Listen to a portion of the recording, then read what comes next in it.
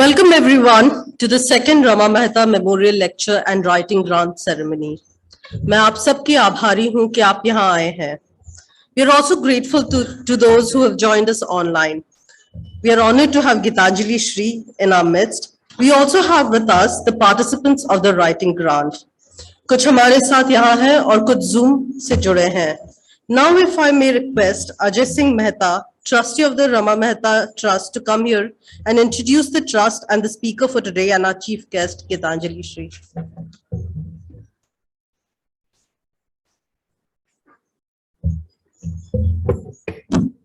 आप सबका स्वागत, खास तौर से गीतांजलि श्री जी का और सुधीर साहब का. मैं आपको थोड़ा बहुत ट्रस्ट के बारे में बताना चाहूँगा और फिर गीतांजलि श्री के बारे में. रमा मेहता मेमोरियल ट्रस्ट का निर्माण कुछ 42 वर्ष पहले हुआ था. सन 1978 में रमा जी का अचानक देहांत के बाद उनके पति श्री जगत मेहता ने उनकी स्मृति में यह ट्रस्ट बनाया. उनकी सोच थी कि यह ट्रस्ट शिक्षा और महिलाओं से जुड़े मसलों पर काम करे. उनका यह भी मानस था कि यह ट्रस्ट साहित्य के क्षेत्र में भी कुछ सक्रिय हो, क्योंकि रमा जी खुद लेखिका थी. साहित्य उनकी आत्मा में बसता था. पिछले दशकों में ट्रस्ट का काम कुछ शीतल रहा, मगर हर वर्ष ट्रस्ट की आमदनी से स्कॉलरशिप दी जाती थी, साहित्यकारों को फेलोशिप और पुस्तकालयों को मदद, और इसके साथ ही यह ट्रस्ट राहत कार्यों में तत्कालीन सहयोग देती रही थी. 2 वर्ष पहले न्यासियों ट्रस्टीज में खास तौर पर श्रीमती नीलिमा खेतान के सोच दिया कि उभरती लेखिकाओं को प्रोत्साहित किया जाए. बहुत वर्षों से नीलिमा जी का आग्रह था कि ट्रस्ट साहित्य के क्षेत्र में ठोस काम करे. इस बार इत्तेफाक से रक्षिंदा जलील और ईरा पांडे जी से मुलाकात हुई, जो खुद नामचीन लेखिकाएं हैं. उन्होंने इस विचार का समर्थन किया और अपनी मदद देने का आश्वासन भी दिया. बाद में एनी जैदी जी भी प्रसिद्ध लेखिका इस विचार के साथ जुड़ गईं. आप तीनों ने नीलिमा जी को आगे का रास्ता दिखलाया. नीलिमा जी ने शुरू में अकेले इस वीडियो को उठाया. बाद में आपने प्रियंका सरकार, जो अभी आपके सामने बोल रही थी, और नौजवान अदिति को जोड़ा. आप तीनों की वजह से हम इस मेमोरियल लेक्चर और अवार्ड सेरेमनी में इस मुकाम पर खड़े हैं. पिछले साल इस कार्यक्रम का अनुभव बहुत अच्छा रहा. मृणाल पांडे जी का उद्बोधन बहुत ही प्रेरणादायक रहा. उनको सुनकर हमें भी अपनी इस पहल की सार्थकता महसूस हुई और रमा मेहता ट्रस्ट की एक नई पहचान बनी. इस साल, जो कि हमारे प्रयास का दूसरा साल है, इसमें बहुत सारी नई लेखिकाओं ने रुचि दिखाई और भाग लिया. इस बार हमने कथा लेखन की ऑफलाइन वर्कशॉप आयोजित की, जो कि बहुत रचनात्मक और सफल प्रयास रहा. 4 भाषाओं में कहानियां लेखन की बारीकियां जानी समझी गईं: हिंदी, उर्दू, अंग्रेजी, राजस्थानी. सुबह 9 से शाम 5 बजे तक 3 दिन तक वर्कशॉप में कहानी लेखन के अलग अलग पहलुओं पर बात होती थी. संभागी और मेंटर्स दोनों ने ही इस पहल को सराहा. सभी का कहना था कि युवा लेखिकाओं को इस तरह की मौके बहुत कम मिलते हैं. रमा जी शुरू में अखबारों के लिए लिखती थी. बाद में उन्होंने 2 समाजशास्त्रीय किताबें लिखी, the western educated Hindu woman and the divorced Hindu woman. इसके साथ साथ उनकी 3 और पुस्तकें प्रकाशित हुई, जिसमें इनसाइड द हवेली को साहित्य अकादमी पुरस्कार मिला. उनका जन्म नैनीताल में हुआ था. पहले आपने फिलॉसफी में डिग्री ली और बाद में अमेरिका में साइकोलॉजी की डिग्री हासिल की. कुछ समय के लिए आपने विदेश सेवा की कार्य भी किया. रमा मेहता के लेखन का नजरिया पारंपरिक समाज और आधुनिक समाज के बीच में संतुलन बैठाने का था. उनका ध्यान विशेषकर महिलाओं की दुविधाएं पर रहा. रमा जी ने शोध और साहित्य के माध्यम से महिला संबंधी विषयों को अपने लेखन में उठाया। उनकी पुस्तकें साधारण लोगों के दैनिक जीवन पर केंद्रित थी। रमाजी की सोच थी पारंपरिक समाज में गरीबी के बावजूद आत्मिक संबंध और स्थिरता की संभावनाएं हमेशा रहती हैं, जो कि आज आधुनिक समाज में दुर्लभ हैं। उनका और हमेशा जड़ों को कायम रखने में और इज्जत देने में रहता था। गीतांजलि श्री का इस दूसरे मेमोरियल लेक्चर और अवार्ड सेरेमनी में भाग लेना ट्रस्ट के लिए बहुत बड़ी सौभाग्य की बात है। आप अंतरराष्ट्रीय स्तर की एक प्रसिद्ध लेखिका हैं। 27 मई वो दिन था जब हम सभी उम्मीद से भरे हुए थे कि लॉन्ग लिस्ट के बाद शॉर्ट लिस्ट में शामिल हो चुकी रेत समाधि, अंग्रेजी में टूम ऑफ सैंड, जरूर एक इतिहास बनाएगी, और हमें सभी को यह उम्मीद पूरी हुई। गीतांजलि श्री उस वैश्विक मंच पर अंतर्राष्ट्रीय बुकर लेती हुई हम सभी को अपने विनम्र भाषण से प्रभावित करती हुई टीवी पे दिखाई। वह पल पूरे भारत के लिए एक गर्व का पल था। गीतांजलि श्री 3 दशकों से लेखन की सक्रिय हैं। उनके पहला उपन्यास माई से सभी को आभास हो गया था कि उनकी लेखनी कुछ अनूठी है। फिर उनके 3 उपन्यास और आए, हमारा शहर, उस बरस, तिरोहित और खाली जगह। सभी उपन्यासों को पाठकों से सराहना मिली। उनके लेखन पर कुछ कह सकूं उसके लिए मैं उतना योग्य नहीं हूं, ये तो आप सबको पता होगा। लेकिन जितना मैंने पढ़ा और जाना, गीतांजलि जी मानवीय संबंधों और स्त्री मन के रेशों का बहुत महीन विश्लेषण करती हैं। साथ ही उनकी भाषा एक अलग मिजाज है जो उन्हें विशेष बनाता है। वे अपने कहन में पारंपरिक लीक को नहीं पकड़ती, पर एक बात जो मैंने महसूस की है, वे फॉर्म के साथ, भाषा के साथ प्रयोग करके भी भारतीय परिवेश के स्वाद से दूर नहीं जाती। देसी रंगत उनकी भाषा की महीन बनावट में झांकती रहती है। आपने समय और समाज की दुर्लभता को पकड़ने के लिए उनके पास एक सशक्त सांकेतिक भाषा है। साथ ही उनके साहित्य में विरोध, विद्रोह और प्रतिरोध का सघन स्वर भी महसूस होता रहता है। आयरनी को वे सहज अंदाज से पेश करती हैं। लीक छोड़ना उन्हें बखूबी आता है। यही खूबी रेत समाधि में है। इसमें लीक छोड़ी है गीतांजलि जी ने। हर एक पन्ने मानो कोई नई बात और नए ढंग से कहता है। सपाट कहन तो मानो उनके भीतर का रचनात्मक बर्दाश्त नहीं कर सकता। उनका कहन किस्सा गोई अंदाज का है जो कभी कभी कविता में भी बन जाता है। जैसे कि आप सभी ने पढ़ा होगा, रेत समाधि कहानी तो एक बूढ़ी स्त्री की जीवन की है जो एक संयुक्त परिवार में रहती है और उसकी जीने की चाह खत्म हो चुकी है, लेकिन भीतर कहीं एक रूमानी नॉस्टैल्जिया है जो कुछ दिनों के लिए बेटी के पास आकर रहने पर उभर आता है। वह सरहद पार कर लेने का मन बनाती है। लेकिन रेत समाधि बस इतनी ही कहानी भर नहीं है। इसमें मध्यम वर्गीय परिवारों की दिनचर्या, रिश्तों, नाते, नोक झोंक, लगाव अलगाव और सपने उम्मीद पर ध्यान दिया गया है। इसके हर एक पन्ने पर एक नई कहानी जन्म लेती है। इसमें हर पैराग्राफ में एक नया किरदार प्रवेश करता है और अपना किस्सा सुनाने लगता है। निर्जीव चीजें भी इसमें जीवंत हो उठती हैं और अपना अपना किस्सा सुनाने लग जाती हैं। घर का दरवाजा, दीवारें, छड़ी, पेड़ पौधे, पंछी, तितलियां और यहाँ तक कि रेत और हवा भी। उनकी लेखनी एक जादू जगाती है। बतौर मित्र उनकी व्यक्तिगत और विनम्रता से मैं प्रभावित हूँ। मैं गीतांजलि जी को करीब 40 साल पहले मिला था। उस वक्त आप बड़ौदा में पीएचडी कर रही थी और मैं रेलवे की नौकरी की ट्रेनिंग कर रहा था।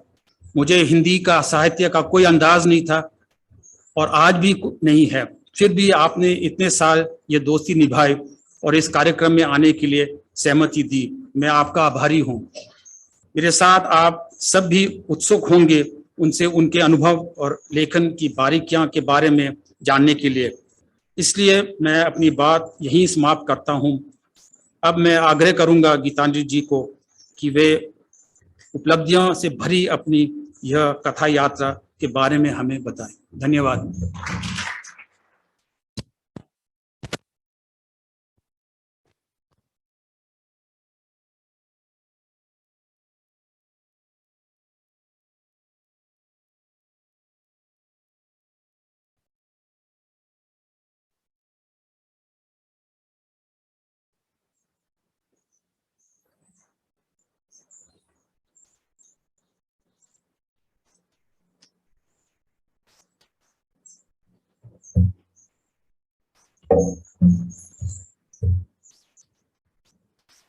आप सबको नमस्कार।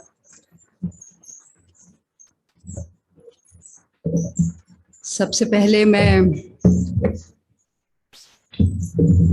तहे दिल से शुक्रिया कहना चाहती हूँ कि मुझे ये मौका दिया यहाँ आने का, आप सबके साथ दो चार बात करने का।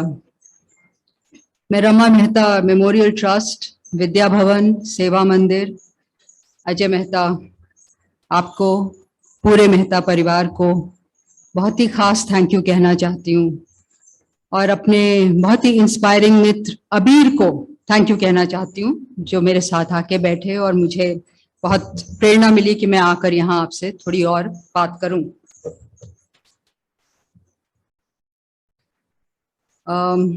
मुझे लगता है ये जो आयोजन और ये जो पूरा कार्यक्रम आप लोगों ने तैयार किया है ये बहुत ही खूबसूरत है। जिस तरह से आप लोग इसको करते आ रहे हैं, जिन मूल्यों के लिए करते आ रहे हैं, ये हम लोगों के लिए सच में फख्र की बात है। और मुझे आपने इस लायक समझा, ये मान सम्मान दिया कि मैं भी इससे जुड़ूं, मेरे लिए फख्र की बात है।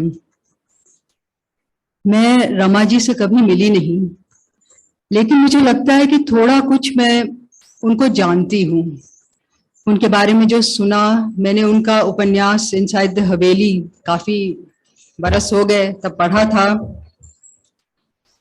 मुझे लगता है कि शायद कहीं ना कहीं मैं उस तरह की महिला से दिल से जुड़ी हूँ जो ऊपर से शायद सौम्य और शांत दिखती हैं, ऐसी दिखती हैं कि किसी से आंख मिला के लड़ाई नहीं करेंगी, लेकिन भीतर से बहुत ही कर्मठ, बहुत ही प्रतिबद्ध होती हैं। उनके भीतर उनकी आग होती है जिसको वो चुपचाप अपने काम में ढालती हैं और शायद बहुत ड्रामा नहीं होता, लेकिन वो समाज को दिशाएं भी दिखाती हैं, समाज को थोड़ा उद्वेलित भी करती हैं और नए प्रश्न सबके मन में डालती हैं। मुझे लगता है हमारे समाज में ऐसी महिलाएं हैं, ये हमारे लिए बहुत बड़ी बात है। ऐसी महिलाएं रहेंगी और इसलिए इस समाज में उम्मीद हमेशा रहेगी। तो मैं रमा जी की स्मृति को बहुत ही आदर पूर्वक नमन करती हूँ। अब आज सबसे पहले कह दूं कि मैं कोई भाषण नहीं देने वाली। मैं लेखक हूं, बोलना ज्यादा नहीं आता। मैं आपसे बहुत ही अनौपचारिक रूप में बात करूंगी और चाहूंगी कि जितनी बात मैं करूं उससे ज्यादा बात आप लोग करें। उसके बाद अजय ने लंबा चौड़ा परिचय दिया, शुक्रिया, तारीफ करी, मित्र हैं। फिर भी मैं अपना छोटा सा एक परिचय, आप जानते हैं फिर भी मैं दे देना चाहती हूँ, एक जगह रख देना चाहती हूँ, क्योंकि मैं कुछ बातें कहना चाहती हूँ जो उससे जुड़ी हैं। मैं साहित्यकार हूँ, साहित्य रचना करती हूँ, अपनी मातृभाषा हिंदी में करती हूँ और इस समाज में रहती हूँ। इस परिचय को याद रखिए और मेरे 3 छोटे छोटे किस्से सुनिए। आप बीती हैं काफी रोजमर्रा वाले किस्से हैं, कुछ आपको शायद मजाकिया भी लगेंगे, लेकिन मुझे लगता है कि उस मजाक के पीछे कुछ गंभीर सूत्र भी हैं जो हम वहां से उठा सकते हैं और जिन पर हम कुछ बातचीत कर सकते हैं। तो पहला किस्सा चश्मे का किस्सा है, ऐनक। मैं लेखिका बन चुकी थी, लिख रही थी कुछ वर्षों से,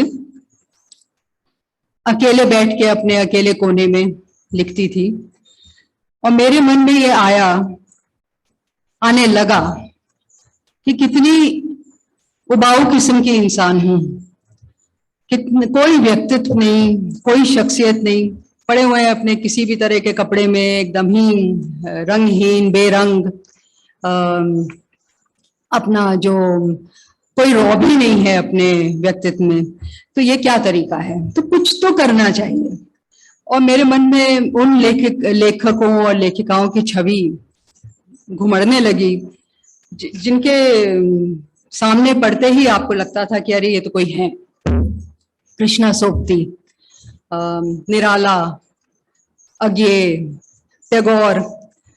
तो गीतांजलि श्री बेचारी को भी लगा कि चलो कुछ तो ऐसा करना चाहिए कि कुछ तो लगे कि है यहाँ भी कुछ रंग, कोई दम। सोचा कहाँ शुरू करें, तो आंख का चश्मा लेना था, पढ़ने का चश्मा लेना था, नंबर बदल गया था। तो दुकान में गए, मैं सोचा चलो चश्मे से शुरू करते हैं। तो मैंने कहा कि मुझे सीधा साधा चश्मा नहीं चाहिए, थोड़ा कुछ अच्छा अलग सा लगे। दुकानदार ने शुरू किया फ्रेम्स शानदार निकालना, किसी पे लाल लाल दिल बने हुए थे, किसी पे सितारे चमक रहे थे, कुछ बेल बूटीदार फ्रेम था, लहरिया क्या क्या लगाया, हटाया। फिर एक चश्मा उठाया जो इस पे ऊपर थोड़ा मोटा सा अलग सा रंग था और नीचे सादा सा था। मुझे लगा शायद ये ठीक हो, लगाया। अपने पतिदेव से मैंने मुड़ के पूछा, लेखक लग रही हूं? तो दुकानदार ने मुझे आश्वस्त करते हुए कहा, बिल्कुल भी नहीं madam. Am I looking like a writer? Not at all, madam. तो हंसे हम, लेकिन मुझे लगता है ये सोचने वाली बात है। मैंने कहा होता मैं फिल्म स्टार लग रही हूँ तो जरूर झूठ बोलता, कहता हाँ हाँ मैडम। डीएम लग रही हूँ, हाँ हाँ मैडम। लेकिन लेखक लग रही हूँ, बिल्कुल भी नहीं मैडम। तो क्या है आखिर कि इतनी सारी आम जनता सोचती है कि लेखक होने और लगने में कोई बड़ी बात है ही नहीं। मुझे लगता है यहाँ हमें कुछ शायद सोचना चाहिए कि ऐसा क्या है कि साहित्यकार की कोई जगह नहीं बनती, या उसका ऐसा कोई रुतबा आम जन में क्यों नहीं बनता है। और आम जन में ही क्यों, आप देखिए कि जो महत्वपूर्ण संस्थाएं हैं वहां भी नहीं बनता है। इसीलिए आप पाएंगे कि साहित्य और कला की संस्थाओं को फंडिंग भी आसानी से नहीं मिलती है, जबकि और बहुत से क्षेत्रों को बहुत तेजी से सपोर्ट और फंड्स मिलते हैं। ये वो वाला चश्मा नहीं है, लिया था लेकिन अंदर बंद रखा है। तो मैं सोचती हूँ कि इस कहानी के बहाने थोड़ी सी साहित्य की बात कर लूं कि साहित्य आखिर है क्या, ये बेकार सी चीज क्या है। विशेषज्ञ की तरह नहीं बात करूंगी, परिभाषा नहीं दूंगी क्योंकि परिभाषा वैसे भी बांधती है, और मुझे लगता है कि साहित्य का बहुत ही खुला फलक है। तो साहित्य अगर आप देखें तो है क्या, बिल्कुल ही इतनी सहज सरल चीज जो हमारे पैदा होते ही हमारे भीतर और बाहर हमको प्रेरित करने लगती है। दुनिया की कहानी, हमारी कहानी, हमारे चारों ओर की कहानी, हमारे दुनिया से और एक दूसरे से जुड़ने की कहानी, यही तो है साहित्य। यही कहानी। तो ये तो हम लोगों के दिल के इतने करीब है और हम शुरू से इसको अभिव्यक्त करने की कोशिश करते हैं भाषा के माध्यम से। और हम में से कुछ, जिसको आप कहेंगे पेशेवर, तय कर उसको अपना पेशा बना लेते हैं कि हम इस कहानी और इन कहानियों को एक पेशे की तरह इस पर जुड़ेंगे और इसमें जुटेंगे और हम ये कहानियां कहेंगे। अब इसको आप समझिए कि ऐसी जगह है जहां पर विचार, भावना, स्वच्छंदता, ये सब जरूरी होते हैं। मनन चिंतन चलता है, जो आनंद है उसका वर्णन होता है, जो सवाल उठ रहे हैं, जो जिज्ञासाएं हैं, जो बादल घुमड़ रहे हैं, वो अभिव्यक्ति पाती है।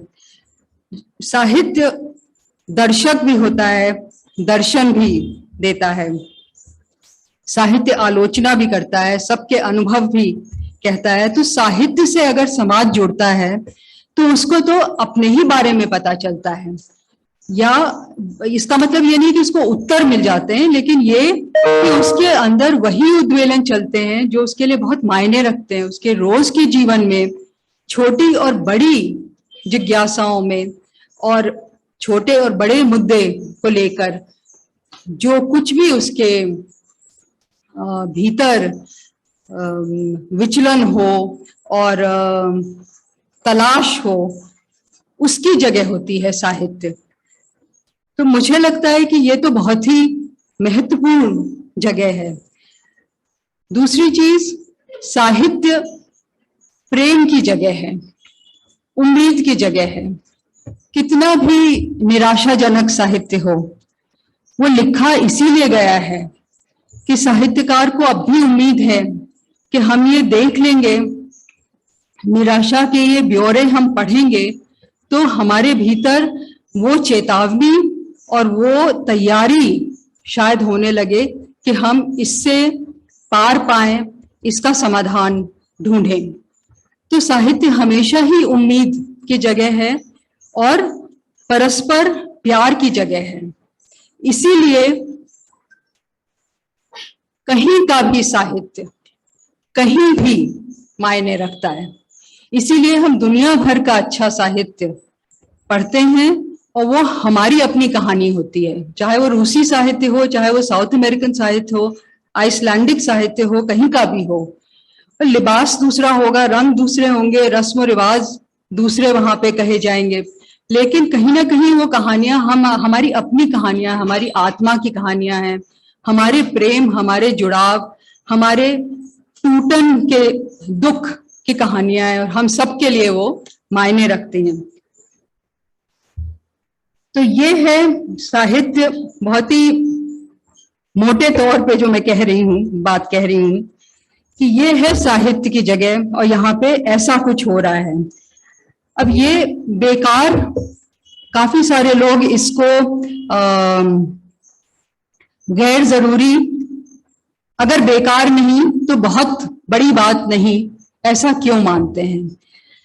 इसके लिए मैं आपको अपनी दूसरी कहानी सुनाना चाहती हूँ। ये भी एक आप बीती है। ये कहानी जापान में हुई। मुझे इत्तेफाक से मैं जापान में थी कुछ वक्त के लिए, तो वहां पर एक मूवमेंट है, मैंने उसको फॉलो नहीं किया है तो मुझे मालूम नहीं अब वो और मजबूत हुआ है या कमजोर हुआ है, पर एक यामागिशी मूवमेंट वहां मुझे पता चला उसके बारे में। तो यामागिशी समाजवादी मूल्यों पे चलने वाला एक मूवमेंट, जो लोग उन बातों को मानते थे उन्होंने ये शुरू किया और उसमें बहुत से लोग जुड़ते चले गए। तो जगह जगह यामागिशी गांव लोगों ने बसाए और इन गांव में ये लोग मिलके रहते थे। सब बड़े शहरों में मैंने पाया कि यामागिशी विलेजेस हैं, बहुत जमीन वगैरह सब थी, जो वो सब मिलके उसका संचालन वहां पर होता था। अपना काम भी करते थे, लेकिन जो उनकी जिंदगी थी वो इन सोशलिस्टिक मूल्यों पे संचालित हो रही थी, जहां प्राइवेट प्रॉपर्टी, निजी संपत्ति का कोई मतलब नहीं था। बच्चे भी आपकी निजी संपत्ति नहीं थे। तो बच्चे 2 साल तक तो माँ बाप के पास होते थे। उसके बाद बच्चे भी एक कॉमन स्कूल में, कॉमन हॉस्टल में रहते थे। माँ बाप समय समय पे मिलते थे कि ये ऊंच नीच ना हो, जहां आपस में वैमनस्य और द्वेष भावना पैदा हो। तो इस तरह का वो समाज उन्होंने बनाया था और सब बराबर से काम करते थे। तो बटा हुआ था कि इतने दिनों के लिए हम गाय दुहेंगे, दूध को वहां पहुंचाएंगे, उबलेगा, बोतलों में जाएगा वगैरह। इतने दिनों के लिए सब खेतों में काम करेंगे, वहां जो करना है करेंगे। इतने दिनों के लिए किचन में जो काम करना है करेंगे, बर्तन धोएंगे, सफाई करेंगे। तो सब लोगों में काम बटा था। कपड़े लत्ते, ज्वेलरी, जूते, तरह तरह के सुंदर पोशाक एक बड़े से, जैसे डिपार्टमेंट स्टोर में होता है, लगे हुए थे, बहुत ही सुंदर तरह तरह के। कुछ पार्टी हो, कुछ हो, तो वहां जाकर आप अपने नाप का जैसा आप चाहते हैं उस शाम के लिए आप पहनिए, मजे करिए, फिर वापस। तो उन्होंने इस तरह से एक, मुझे लगता है कि very admirable attempt at living together and living with equality वहां शुरू किया। अब मेरा तो कुछ टेढ़ा मन शायद होता ही है साहित्यकार का, तो मैं वहां घूमते घूमते मेरे मन में ये बात आई, वो दिखा रहे थे सब चीजें, तो मेरे मन में ये बात आई। तो मैंने उनसे पूछा कि साहित्यकार और कलाकार के लिए आपके समाज में क्या जगह होगी, क्योंकि मेरे जैसे लोग तो अवकाश मांगेंगे, शांत मांगेंगे, एकांत मांगेंगे, कहेंगे मुझे हर समय काम में मत लगाओ, कहेंगे मुझे खिड़की से बाहर झांकने दो, कुछ ना करूं, बस खड़ी रहूं, पेड़ के नीचे बैठ के पत्ते गिनती रहूं, आसमान के नीचे लेट के सितारे देखती रहूं, तकती रहूं। तो आप तो कहेंगे कि ये बेकार हो, तुम्हारा कोई योगदान ही नहीं है। तो इस पर आप क्या कहते हैं? और मेरे जैसे लोग तो काम ही नहीं, मेरे जैसे, मैं अकेले अपने को नहीं रिप्रेजेंट कर रही थी। तो साहित्यकार, कलाकार तो कर ही नहीं सकता जब तक आप उसको इस तरह का एक मुकाम, एक जगह उसको ऐसी नहीं देते हैं जहां वो खाली पड़ा रहे।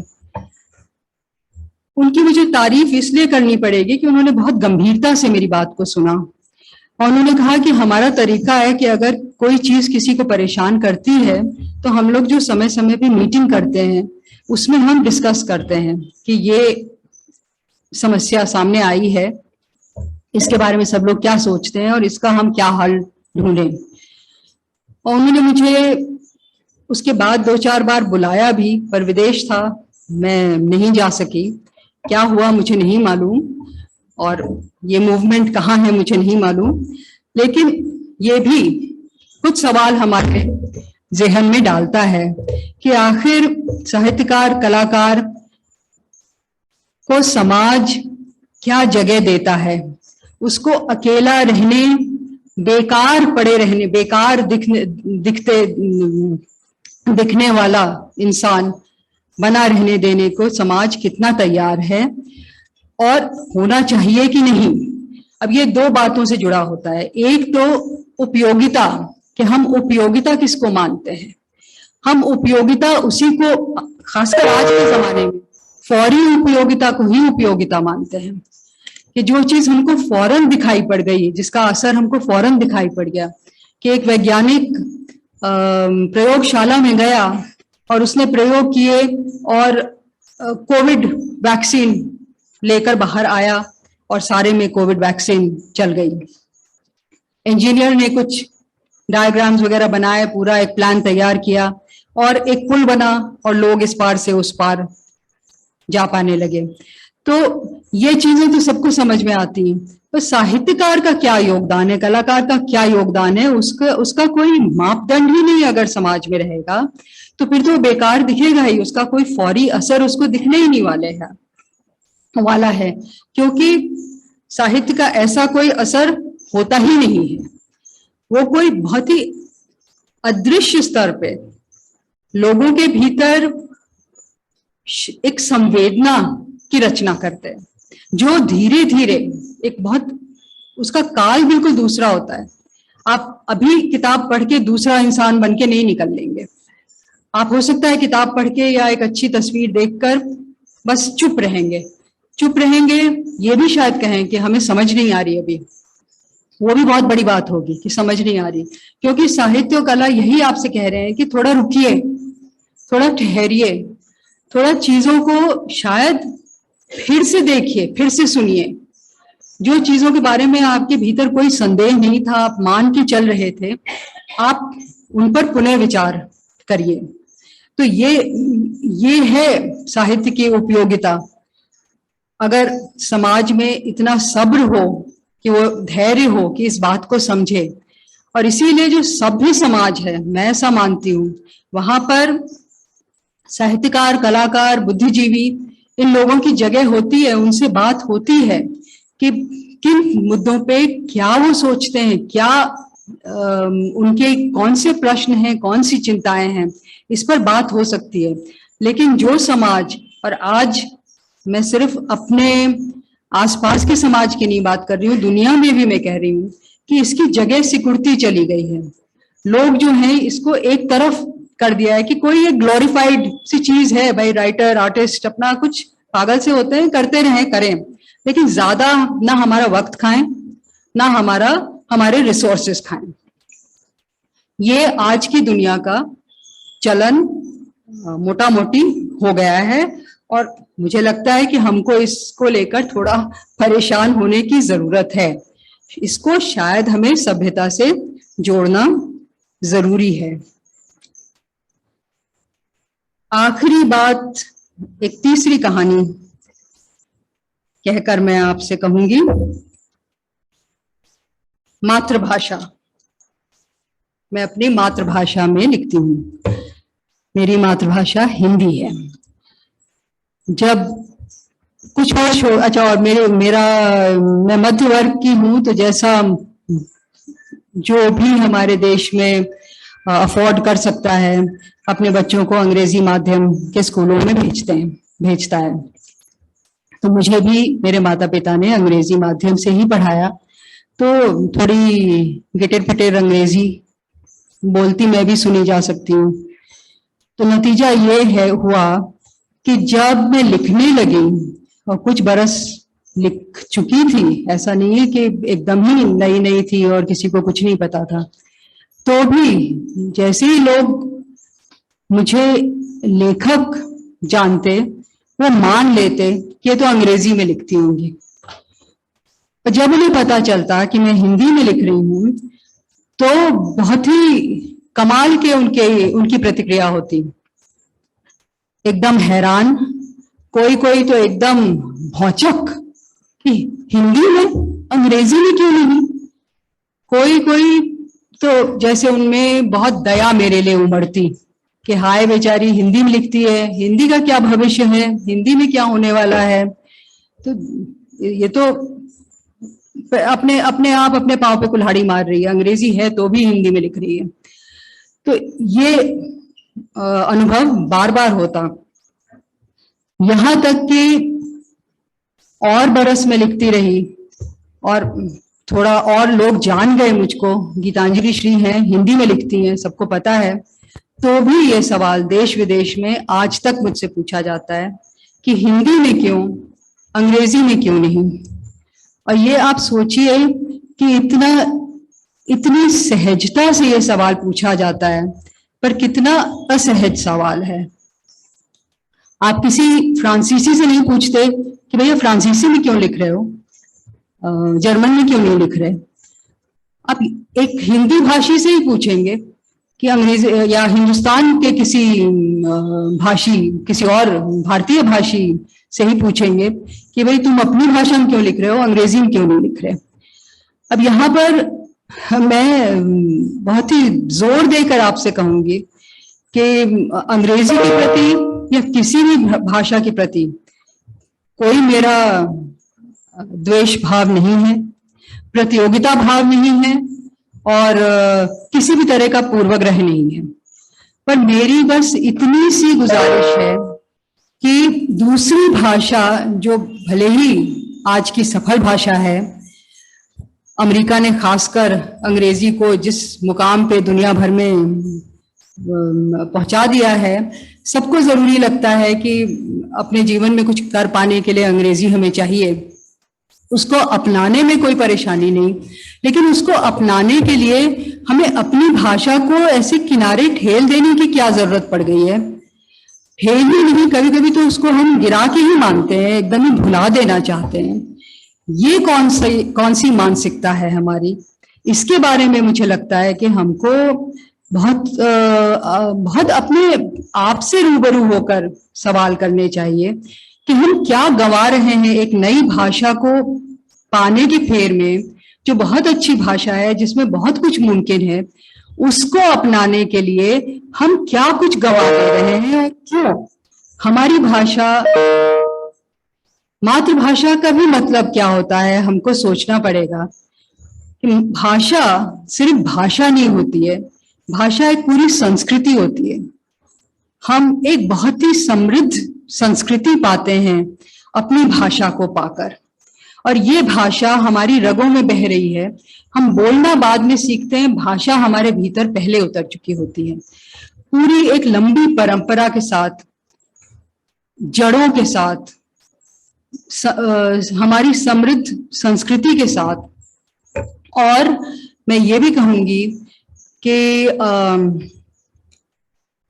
बहुत ही सुंदर स्मृतियों के साथ, और स्मृति संसार के बिना तो हम कुछ भी नहीं रच सकते, ना अपना रोजमर्रा का जीवन और ना साहित्य और कला। तो भाषा को गंवा के हम सिर्फ जिसको हम भाषा समझ रहे हैं वही नहीं गंवा रहे हैं, हम बहुत और कुछ गंवा रहे हैं और अपना संतुलन भी गंवा रहे हैं। तो मुझे लगता है कि इस पर, माफ करिए मैं कोई प्रवचन नहीं देना चाह रही, लेकिन मुझे समझ नहीं आ रहा कि मैं इसे और किस तरह से कहूं कि हम अपनी भाषा को गंवा के, अपने संतुलन को बिगाड़ के, अपनी संस्कृति से कट के जो नया पाएंगे वो कहीं ना कहीं अधूरा और खोखला ही होगा।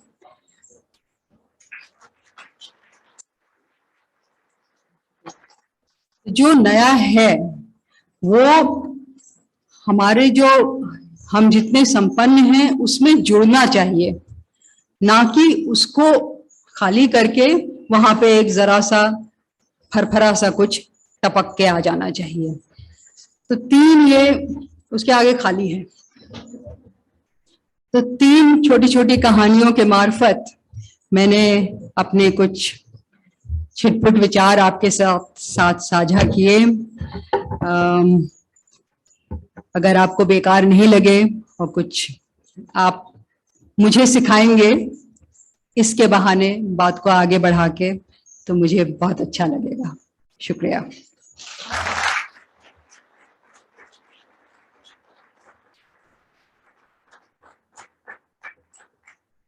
क्यों? I have to be.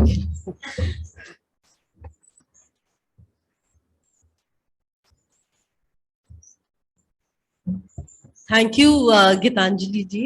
आपने लेखन के बारे में, भाषा के बारे में और लेखकों के बारे में इतने डिटेल में बात की, और मुझे मैं जानती हूँ कि आज की ऑडियंस सच में प्रभावित हुई होगी।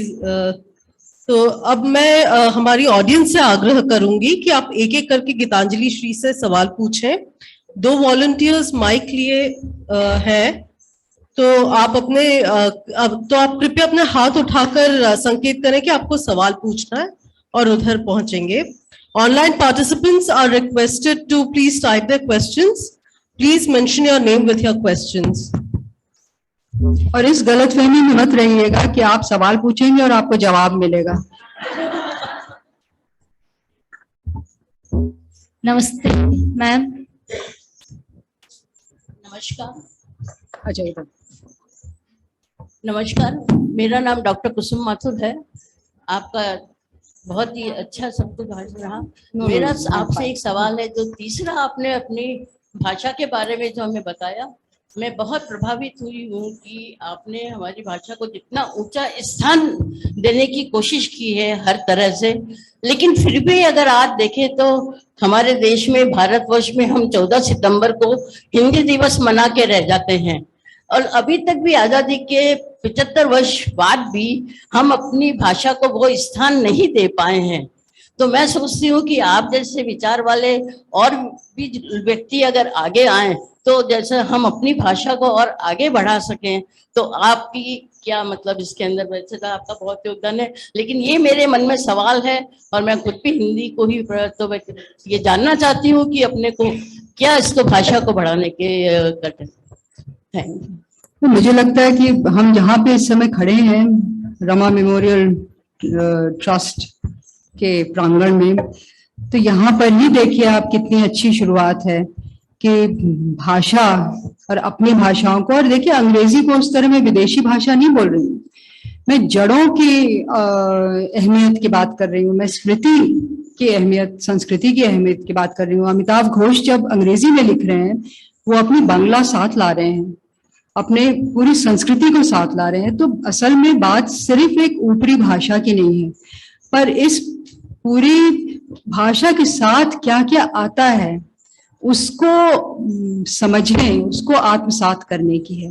और मुझे लगता है कि रमा मेमोरियल ट्रस्ट बहुत बड़ी चीज कर रहे हैं कि उन्होंने इसको जगह दी है और ये फेलोशिप्स इंस्टीट्यूट करी हैं नए लेखकों को बढ़ावा देने के लिए, जो साहित्य कर रहे हैं। क्योंकि देखिए जो छोटी छोटी बातें मैंने करी उसमें ये भी कि उपयोगिता हम किसको कह रहे हैं।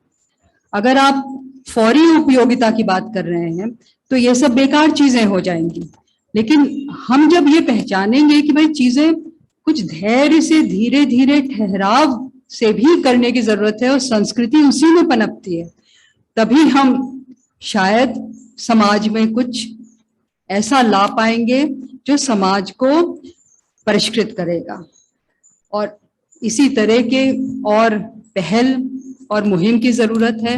आपने शायद कहा आप टीचर भी हैं, तो आपका भी ये काम है, आप करती ही होंगी ये सब, बस हम ही लोग हैं छोटे छोटे तौर पे, बड़े तौर पे जैसे जैसे होगा, हमारी अगर कम्युनिटी बढ़ती है तो उम्मीद बनेगी। रमा मेहता जी जैसे लोग होंगे जो शिक्षा को जिस तरह से उन्होंने बढ़ावा दिया, जो कुछ किया, करेंगे तो ये चीजें आगे बढ़ेंगी। नमस्कार जी, ज्योति स्वरूप पांडे मेरा नाम है। तो वाक्य हम भी आपको सुनाएंगे। तो एक कि हमारे आदरणीय नारायण मूर्ति जी ने आज से 8-10 साल पहले एक बयान दिया था कि अब हमारी जो देश की भाषाएं हैं उनका कोई स्थान रहा नहीं, हम लोग अंग्रेजी ग्रहण करें, उसी में हमारी भलाई है। नंबर 1। नंबर 2, अभी हाल में हम रेल के सफर में थे, 6 घंटे गए 6 घंटे आए, और सारे रास्ते सर में दर्द के सारा कंपार्टमेंट अंग्रेजी मैसेज लाइन से गूंज रहा था। नंबर 3, हम यहाँ से 35 किलोमीटर दूर देहात में रहते हैं। उस देहात में भी भाई ने एक सेंट कैम्ब्रिज स्कूल खोल रखा है, और कल हमने एक ऑक्सफोर्ड पब्लिक स्कूल की बस देखी यहाँ से कुंभलगढ़ के रास्ते पर। तो हमारा एक ये सवाल था कि कुछ लोगों को ध्यान होगा कि कॉन्स्टिट्यूएंट असेंबली में जब राष्ट्रभाषा का सवाल आया था तो केवल एक वोट से ही, कास्टिंग वोट राजेंद्र बाबू का था, हिंदी की, संस्कृत की जगह हिंदी को राष्ट्रभाषा घोषित किया। अगर संस्कृत को राष्ट्रभाषा घोषित करते तो इसकी स्वीकार्यता दक्षिण में अधिक होती, झगड़े कम होते। जिस तरह के एक मरी हुई भाषा को इजराइल ने दोबारा जिला के, न यिद्दिश लिए न कुछ लिया, उन्होंने हिब्रू को पुनर्जन्म देके, और क्या काम कर रहे हैं साहब। मैंने शायद आपके जैसे सवालों के लिए शुरू में ही चेतावनी दी थी कि आप सवाल पूछेंगे और जवाब पाएंगे, ये मत आप उम्मीद करिए। नहीं, लेकिन देखिए आप कुछ हद तक तो वही चिंताएं व्यक्त कर रहे हैं जो मैंने करी। और मैं समझती हूँ कि इसमें हम सब जुड़े हुए हैं और बात किसी एक प्रशासनिक कानून की नहीं है, बात आम जनता की है, पूरे समाज की है कि अपनी भाषा का महत्व समझ के उसको अपने रोजमर्रा के आदान प्रदान की भाषा बनाएं। राष्ट्रभाषा, मैं तो समझती हूँ राष्ट्रभाषा से बेहतर अगर कोई समाधान है तो वो एक से ज्यादा भाषाओं का है, खासकर हमारे जैसे देश में जहां पर इतनी भाषाएं हैं और इतनी समृद्ध भाषाएं हैं, तो हम एक भाषा सब पे वैसे भी थोपने की क्यों बात करते हैं। हम सबको एक से ज्यादा भाषाओं की जरूरत है और उससे हम सबका भला ही होगा। नमस्कार मैम। नमस्कार। पता नहीं कौन जी नमस्कार, मैं संजय व्यास आकाशवाणी उदयपुर से। ऐसे उठते हैं और आवाज कहीं से आती जी है।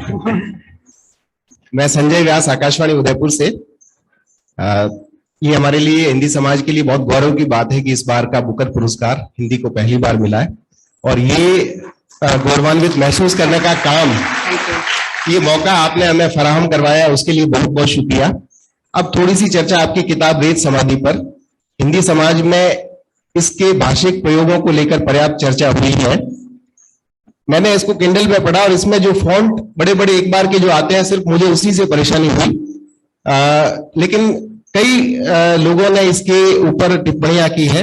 आपने जो प्रयोग किए भाषा के साथ में, क्योंकि आपकी दूसरी कोई कृति मैं नहीं पढ़ पाया हूं, तो आप बताएं कि क्या आप हर बार कुछ न कुछ भाषा के साथ प्लेफुलनेस दिखाती रहती हैं या फिर आप इसको एक मौलिक सर्जना का काम समझती हैं, और ये जो प्रयोग है वो आपके सायास रहते हैं या आप ये मतलब स्वभाव में, प्रकृति में है ये? शुक्रिया। अपनी तारीफ मैं खुद क्या करूं। पर देखिए, लेखक अपनी आलोचना, मैं आलोचना का यहाँ पर एक व्यापक मतलब रख रही हूँ, तो अपने लेखन की व्याख्या खुद नहीं कर सकते, दो पाठक और आलोचक ही बेहतर कर सकते हैं। सायास मैं नहीं करती कोई चीज। आप कह रहे हैं कि क्या खेलना, प्रयोग करना, तो ये तो जीवन का हिस्सा है। आप जो भी चीज करते हैं उसमें आप खेलते हैं, प्रयोग करते हैं, तलाश करते हैं, आप अभिव्यक्ति ढूंढते हैं। आप कोई चीज कहना चाहते हैं, अगर आप कहना चाहते हैं कि ये फूल बहुत सुंदर है, पीले रंग का है, तो आपको खुद लगता है कि इसमें बात खत्म हो गई, क्योंकि पीले रंग का है, फूल है, ये अब बात बहुत ही सपाट हो गई है। तो इसमें हमें कुछ और कहना है कि एकदम से उसकी खूबसूरती निकल आए, तो आप कुछ कहते हैं कि उसकी जो पंखुड़ियां हैं वो बिल्कुल बच्चे के गाल की तरह मुलायम। कोई चीज आप कहते हैं कि उसका एक टैक्टाइल, सेंशुअल कोई एक एहसास बन जाता है और वो जीवंत हो जाता है। तो ये तो एक तलाश का हिस्सा है हमेशा। मैं कहती हूँ कि एक माने में हम सब कलाकार और साहित्यकार हैं, कुछ इत्तेफाक से पेशेवर वो बन जाते हैं। तो खेलना तो उसमें निहित है, प्रयोग करना उसमें निहित है, अभिव्यक्ति ढूंढना उसमें निहित है, और उसी में बात बनती चलती है। तो रेत समाधि भी उसी तरह से बना है और चीजें भी उसी तरह से। नमस्ते मैम। अब पता नहीं कौन इधर मैम। मैं एक क्वेश्चन आपसे पूछना चाहती हूँ मैडम, आपका जो ये रेत समाधि जो उपन्यास है, इसकी प्रेरणा आपको कहाँ से मिली है और अपने आप को आप यहाँ मतलब उसमें कितना देख पाती हैं? मुझे उसकी प्रेरणा आप सब से मिली है। आप सबके बीच में रहती हूँ, तरह तरह के लोगों को देखती हूँ, तरह तरह की जिंदगियों को देखती हूँ, तरह तरह की तोड़ फोड़ देखती हूँ। अच्छी चीजें हैं बाकी उनको देखती हूँ और अच्छी चीजें खत्म हो रही हैं उनको देखती हूँ। तो वो जो सारा सुख है और दुख है वो सारा मिलकर मुझे प्रेरित करता है। तो इसमें ना अकेले आप हैं ना अकेले मैं हूँ, बस इतना ही बोल सकती हूँ। Thank you. एक प्रश्न हो रहा था काफी देर। एक प्रश्न हो रहा है, एक इस तरह। हाँ हाँ हाँ हाँ ठीक है।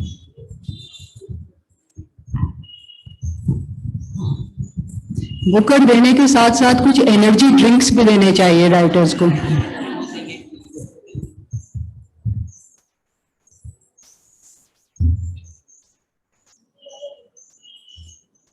अगर आप अपना प्रश्न रखेंगे एक बार अनम्यूट करके प्लीज।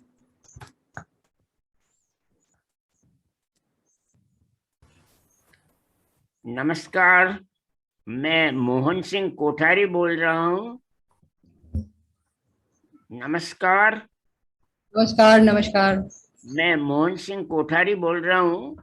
आपने बहुत सुंदर वक्तव्य दिए हैं, उससे हम सब अभिभूत हैं। आपने एक बात पूछी थी, बताई थी कि साहित्य की उपयोगिता क्या है, तो अवश्य ही इसकी कई उपयोगिताएं हैं जो आपने कुछ बताई भी हैं और कुछ और भी हैं। तो एक इसकी उपयोगिता जो कि मैंने आत्म अनुभव से पाई है वो ये है कि ये बढ़ती उम्र के लोगों को एक जीवन का एक आधार देता है। जो साहित्य उन्होंने पढ़ा है जीवन में, विशेषकर जो काव्य साहित्य है, उसको जिंदगी के आखिरी वर्षों में, दशकों में आदमी बड़ा अकेला हो जाता है और उस वक्त में उसके साथ में बहुत कम लोग रहते हैं, शारीरिक रूप से भी मानसिक रूप से भी। और इसलिए उस समय में उसके साथ वो काव्य, वो कविताएं, वो पढ़ी हुई जो हैं, चाहे उसने स्कूल के समय में भी पढ़ी हैं, तो वो उसके साथ चलती हैं। ये मैं अपने स्वयं के अनुभव से कह रहा हूँ। और ये मेरे ख्याल से और उपयोगिताओं के तुलना में ये बहुत बड़ी उपयोगिता है अगर जीवन को समग्र दृष्टि से देखा जाए। वैसे भी आजकल विश्व में मनुष्य की आयु की लंबाई बढ़ती जा रही है और भारतवर्ष में भी बहुत ज्यादा बढ़ रही है, बढ़ेगी।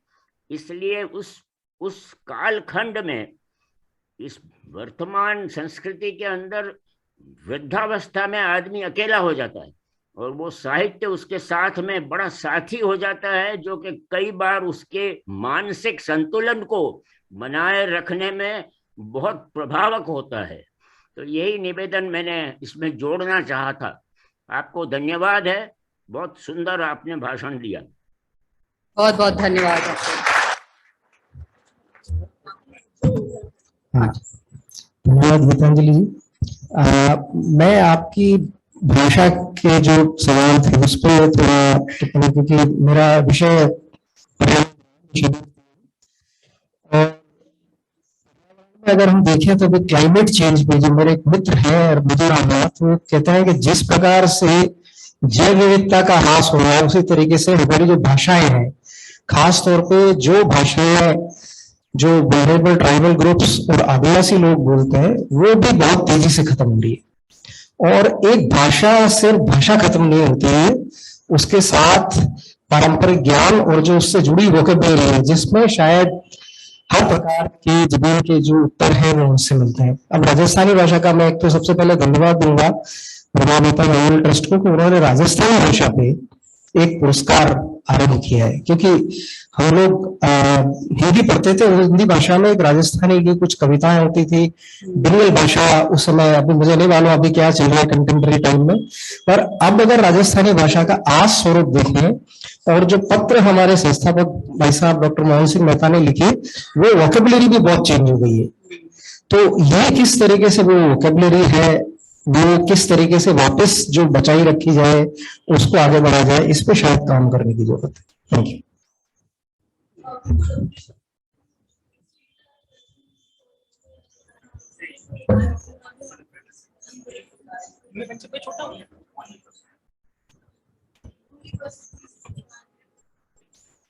मैं अपनी बात रखूं? मेरा परिचय आपके प्रशंसक के रूप में है और दो छोटी बातें। एक तो मुझे आपकी किताब में ये परिवार का चित्रण सबसे उम्दा लगा और मुझे लगता है वो चित्रण आपकी दूसरी बात है। दूसरी बात ये कि आपने 3 बातें रखी आज और अनफॉर्चुनेटली सिर्फ तीसरी पे ज्यादा बात हो रही है और वो भी कुछ बताता है आपने पहली जो 2 बातें रखी उसके बारे में। और इस पे अगर आप थोड़ा और कुछ कहें कि क्यों ऐसा हुआ कि इतनी बड़ी ऑडिटोरियम में वो तीसरी ही बात सबने पकड़ी। मुझे लगता है कि देखिए सीमित समय में बातें छूटती हैं, बातों का सिलसिला हमेशा अधूरा रहता है, तो वो होता है, चलता रहता है। अभी एक बात चल गई, उस पे किसी और को कोई और ख्याल सूझ गया तो वो बात ज्यादा चल गई, कोई बात छूट गई। पर मुझे नहीं लगता कि इसको इसके अलावा कोई स्ट्रेस देने की जरूरत है, कम से कम मुझे ऐसा लग रहा है। नमस्कार मैम। मैम मैं इस तरफ, मैम राइट विंग दक्षिणपंथी। मैम आपका जो उपन्यास है रेत समाधि, मेरी 2 बातें हैं, एक मेरा सवाल है और एक मैं सलाह लेना चाहता हूं आपसे। जो मेरा सवाल है वो ये है कि आपका जो उपन्यास है रेत समाधि, उसकी जो मुख्य पात्र हैं, चरित्र हैं, नायिका हैं, वो एक लगभग 80 साल की उम्र तक पहुंच चुकी विधवा दादी हैं। तो मैं इसमें थोड़ी सी प्रयोग करना चाहता हूं कि क्या कभी आपने नहीं सोचा कि अगर मुख्य पात्र दादाजी होते? नहीं सोचा। अगर दादाजी होते तो कथा किस तरफ जाती? क्या अभी जो रूपरेखा बनी है कथा की, क्या वैसी ही होती या फिर कोई बदलाव आता? मैं जरूर बदलाव आता। मैं भी जब मैं सोचूंगी कि दादाजी पे लिखूं तो वो मुझे भी पता चलेगा कि क्या बदलाव आया। एक और बुकर। और दूसरी मैं जो सलाह लेना चाहता हूं मैम, सलाह देना चाह रहे हैं या लेना चाह रहे हैं?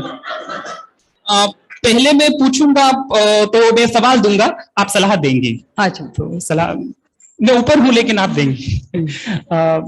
मेरी सलाह ये है, मैं सलाह ये लेना चाहता हूं कि मैं भी एक किताब लिख रहा हूं मैम, और हिंदी का अगर मुझे लगता है आज के समय में, क्योंकि व्याकरण से तो सिर्फ भाषा शुद्ध होती है, उससे विस्तार नहीं होता है, तो विस्तार साहित्य से ही होने वाला है। और साहित्य तभी प्रसिद्ध हो सकता है, मुझे लगता है आज के समय में साहित्य सिर्फ 3 ढंग से प्रसिद्ध हो सकता है। पहला तरीका है कि आपकी जो किताब है, कोई भी किताब है साहित्य की, उस पर फिल्म बन जाए, या फिर उसे प्रतियोगिता परीक्षा के सिलेबस में जोड़ दिया जाए, या फिर तीसरा ये हो सकता है कि उसे पुरस्कार मिल जाए। मैं भी एक किताब लिख रहा हूं मैम, और मेरा उद्देश्य नैतिक शिक्षा देना या फिर सामाजिक वास्तविकताओं को उजागर करना या फिर सिद्धांत प्रतिपादन करना नहीं है, मेरा उद्देश्य पुरस्कार जीतना है। तो मैं आपको कोई सलाह नहीं दे सकती, क्योंकि मैं 30 से ज्यादा बरस तक चुपचाप काम करती रही हूँ, कोई प्रसिद्धि भी नहीं पाई और कोई ऐसा पुरस्कार भी नहीं पाया था।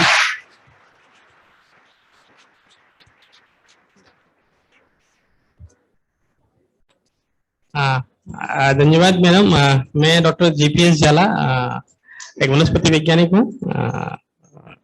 मेरा आपकी जो पहली कहानी बड़ी रोचक लगी मुझे, उसमें मेरी उत्सुकता है जानने की, जो वो चश्मा था, वो चश्मा क्या अभी है आपके पास? दूसरा ये था कि जो आपने उस चश्मे को चॉइस किया कि ये उसमें डिजाइन ऐसे घुमा हुआ, नीचे कुछ जाली, यार अलग अलग तरह के चश्मे देखे आपने, क्या उसमें कहीं साहित्य कला कुछ देखी होगी? उसका मुझे जानने की उत्सुकता है, क्या आपने देखा उस चश्मे में जो आपने चॉइस किया? धन्यवाद। मैंने तो आपको बताया, मैंने अच्छे अच्छे कलाकारों की छवियां याद करी, जैसे कृष्णा सोपती और टैगोर, तो मुझे लगा कि भाई मेरे में भी कुछ होना चाहिए, और बहुत ज्यादा हिम्मत नहीं थी तो चश्मे तक ही पहुंची थी। लेकिन वो चश्मा है मेरे पास, मैंने ले लिया, लेकिन अब मुझे वो पहन के लगता नहीं है कि मैं कुछ खास बदल रही हूँ। जो हूँ वो भी तो रखा हुआ है।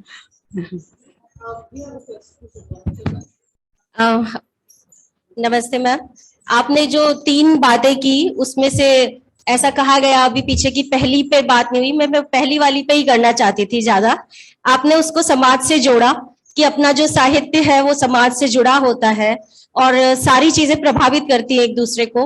तो आपकी जब किताब पढ़ी थी तो उसमें कुछ ऐसा हमें पढ़ने को मिला जो समाज के सोच के कुछ दखल देता है, कुछ विपरीत है और जो एक्सेप्टेबल नहीं है, जिसको स्वीकार नहीं किया जा सकता। और काफी उस पे लिखा भी गया है, पेज नंबर 222 पे जो शिवलिंग का लिखा है आपने डिस्क्रिप्शन। तो ये आपको ऐसा नहीं लगता कि इसके बारे में जितना लोग अपनी श्रद्धा रखते हैं और एक्चुअल में ये योनि और लिंग नहीं है, इसकी डिस्क्रिप्शन कुछ और है, तो आपने उसको जिस तरीके से लिया है, आपको नहीं लगता कि वो समाज की जो आप कह रहे हैं और जो आपने लिखा है उसमें डिफरेंस है? नहीं, बिल्कुल नहीं लगता है। एक तो आपको साहित्य का संदर्भ हमेशा समझना चाहिए कि साहित्य की एक अपनी भाषा होती है और साहित्य में आप अपने चारों ओर से बातचीत लाते हैं, उपमाएं लाते हैं, कहानियां लाते हैं, लेकिन वो साहित्य के संदर्भ में दूसरी तरह से आती हैं हमेशा। और ये आप ये ना समझिए कि जो सारी चीजें मैं ला रही हूं वो मेरा जीवन नहीं है, मैं भी उसी जीवन में पली बढ़ी हूं जिसमें शायद आप, तो ये उपमाएं इसीलिए मेरी हैं, इसीलिए मुझको ये कहानियां पता है। और यहाँ पर निरादर मेरी तरफ से नहीं है, पाठक की तरफ से कोई तोड़फोड़ हुई है, कोई गड़बड़, कोई बैर भरी नजर है, कोई उसकी खास नजर है जो वो इस तरह से देख रहा है। मेरे उसमें कोई ऐसी बात नहीं है।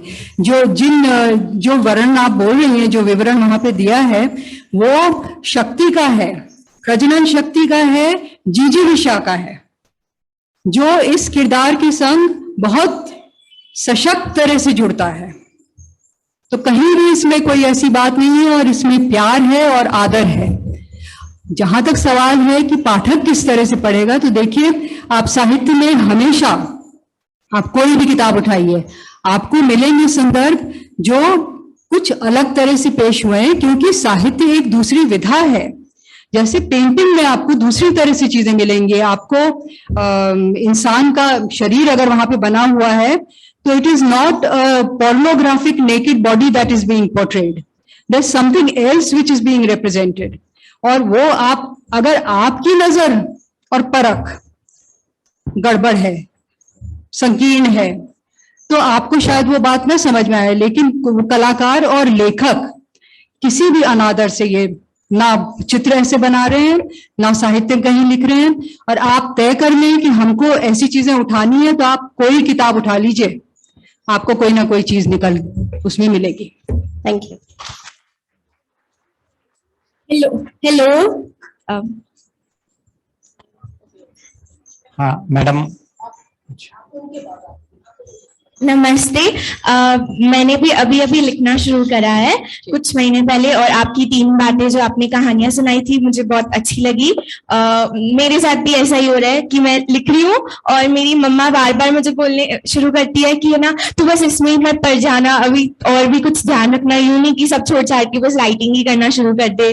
तो हाँ, आपने सही बोला। मैं आपसे पूछना चाहती हूँ कि मैंने भी जैसे अभी लिखना शुरू करा है, तो आप क्या मुझे देना चाहेंगी कुछ टिप्स या कुछ भी कि मैं इम्प्रूव कैसे करूँ मेरी राइटिंग? जैसे मैं अभी 19 की हूँ, मेरे को ज्यादा वर्ल्ड का एक्सपीरियंस नहीं है, जो भी मैं लिखती हूँ सिर्फ इमेजिनेशन से लिखती हूँ, तो क्या मैं और एक्सपीरियंस करूंगी लाइफ को, वर्ल्ड को, तो मैं और अच्छा लिखूंगी, या और क्या, कैसे मैं और अच्छा लिख सकती हूँ? आप जिएंगी तो एक्सपीरियंस करेंगी ही, और एक्सपीरियंस सिर्फ फिजिकली बाहर निकलने को नहीं कहते हैं, सोचने को, महसूस करने को, चारों ओर देखने को भी कहते हैं। तो आपका एक्सपीरियंस तो होता ही रहेगा, और कोई टिप एक लेखक दूसरे लेखक को नहीं दे सकती। हर लेखक को अपना रास्ता, अपनी अभिव्यक्ति, अपना स्वर खुद ही ढूंढना पड़ता है। और बस एक चीज मैं कह सकती हूँ कि अभ्यास और लिखना, बस यही है आपके हाथ में। आप लिखिए और लिखती रहिए, बस। Thank you madam. हाँ नमस्कार, मैं विजय मारू। बतौर उदयपुर का नागरिक और एक साहित्य के विद्यार्थी होने के नाते आपसे मेरा सीधा सवाल है, इस प्रकृति में 2 तत्व हैं, एक स्त्री और पुरुष। पुरुष हमेशा स्त्री पे प्रभावी रहा है। साहित्य में भी मैं स्त्री का तत्व समझता हूँ, भाषा में भी स्त्री का तत्व समझता हूँ। स्त्री में तो जरूरी है कि एक स्त्री का तत्व होता है, कविताएं में, लेखन में। तो क्या आपको नहीं लगता है कि हमेशा सभ्यताएं जब से अपने दौर से अपना यात्रा प्रारंभ करती है, हमेशा पुरुष तत्व एक स्त्री तत्व को दबाए रखता है? क्या यह कारण नहीं रह जाता है कि साहित्य अपना उदय हमेशा छटपटाता रहता है समाज के बीच? ये एक छटपटाहट जरूर है, पर आप बात कर रहे हैं कि भाई अधिकतर अभी जो दुनिया है वो पुरुष प्रधान मूल्यों पे ही चल रही है। हमारे पूरी दुनिया इस समय पेट्रियार्कल वैल्यूज वाली है, तो उसके पर वही एक ऊंच नीच और गैर बराबरी बस उसी तरह की नहीं है। हमारे यहाँ हर तरह के इंसान के जो इतिहास है शुरू से आदिकाल से आज तक, उसमें हम गैर बराबरी में क्या नहीं हम करते रहे हैं। चाहे प्रकृति के साथ हमारा रिश्ता हो और जीव जंतुओं के साथ, अलग अलग वर्गों के साथ, हर तरह से तो हम भेदभाव और गैर बराबरी करते रहे हैं। तो सिर्फ स्त्री और पुरुष की बात नहीं है, और हजारों चीजें। मुझे लगता है कि जो याद रखने वाली बात है कि इंसान के जीवन में सुंदर बहुत कुछ है जो हम बचाना चाहते हैं, जो हम दिखाना चाहते हैं, दर्शाना चाहते हैं, और उसको उसकी जगह बनाए रखना चाहते हैं, उसको गंवाना नहीं चाहते हैं। वो है हमारा काम। जो बुरा होता रहा है, हो रहा है, उससे हम उसके प्रति हम सचेत होना चाहते हैं, उसके प्रति एक चेतावनी हमारे भीतर उभरती है, हम उसको व्यक्त करते हैं। बस यही चलता रहता है साथ साथ। So thank you. That brings us to the close of the Q&A session. I'm sorry we can't take any more questions. Thank you. Thanks a lot for answering all the questions so patiently and with such grace. Thank you. Thanks a lot.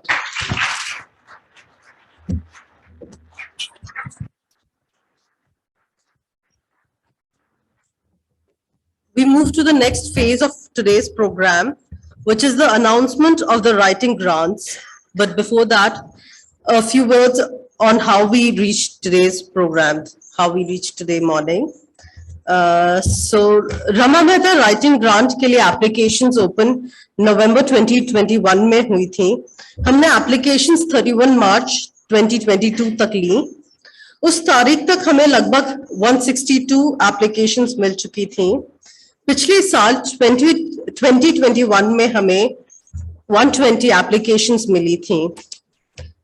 प्रत्येक वर्ष हम writing grants में एक theme announce करते हैं और उसी theme पर शॉर्ट स्टोरीज इनवाइट करते हैं।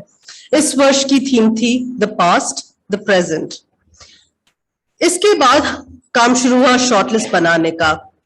इस काम में हमारी जूरी अनुकृति उपाध्याय और नीलांजना रॉय इंग्लिश में, मनीषा कुलश्रेष्ठ और नीता गुप्ता हिंदी में, के श्रीनिवास राव और अरविंद आशिया राजस्थानी में, और इफ़त जरीन और सरवत खान उर्दू ने हमारा पूरा साथ दिया। इन शॉर्टलिस्टेड कैंडिडेट्स के साथ फिर हमने हर भाषा में अलग लेखन कार्यशालाएं की, जो इस साल उदयपुर की कृषि विज्ञान केंद्र में आयोजित की गई थी। इंग्लिश की कार्यशाला अनुकृति उपाध्याय ने की, हिंदी की मनीषा कुलश्रेष्ठ ने, राजस्थानी कार्यशाला अरविंद आशिया ने तथा उर्दू की कार्यशाला की बागडोर गजनफर अली ने संभाली। अलग अलग भाषाओं की कार्यशाला के अलावा कुछ कॉमन सेशंस भी हुए, जैसे कि बेसिक्स ऑफ राइटिंग पे एक कॉमन सेशन में अलग भाषाओं में लिखी कहानियों को एनालाइज करने की प्रतिक्रिया हुई, और अंत में एक कॉमन सेशन प्रकाशन पर भी हुआ। यह अपनी तरह का एक अलग प्रयास सिद्ध हुआ। We are also extremely grateful that we have Ani Zaidi, Ira Pandey and Rakshanda Jalil helping us and guiding us as the grants advisors at every step. बहुत बहुत धन्यवाद आप सबको। इस प्रक्रिया के बाद लेखकों ने अपने लेखन को और संवारा और हमें भेजा। इन कहानियों को पुनः ज्यूरी के पास भेजा गया, जिनमें से हर भाषा से एक विजेता का बड़ी मुश्किल से ज्यूरी ने चयन किया।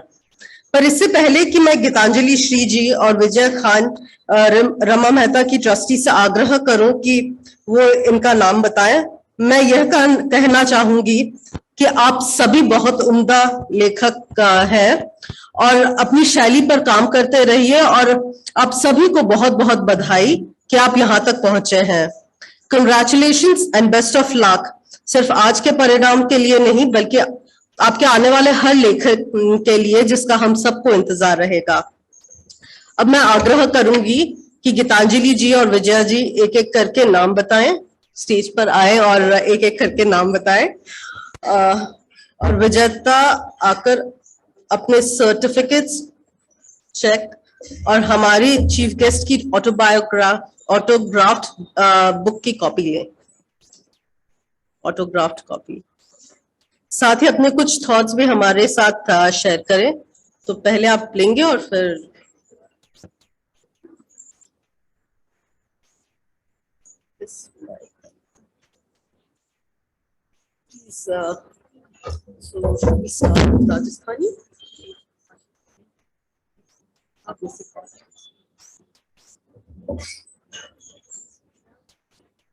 राजस्थानी राजस्थानी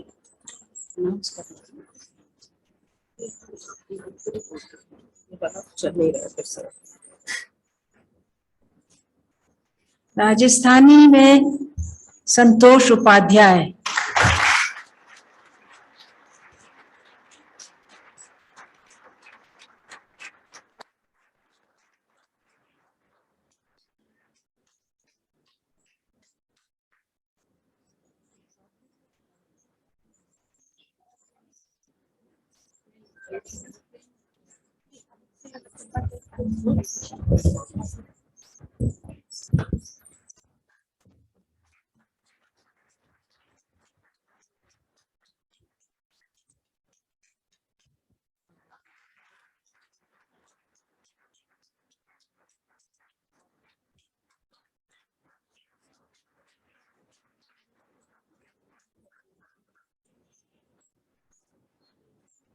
संतोष, आप खड़े हो जाइए।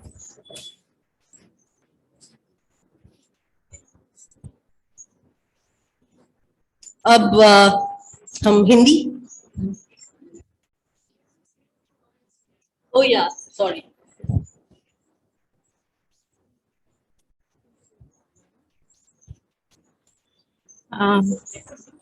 सभी को खम्मा गणी और राम राम। राजस्थानी भाषा ने इतनी मान मनवार दियो, इन वास्ते बहुत बहुत धन्यवाद।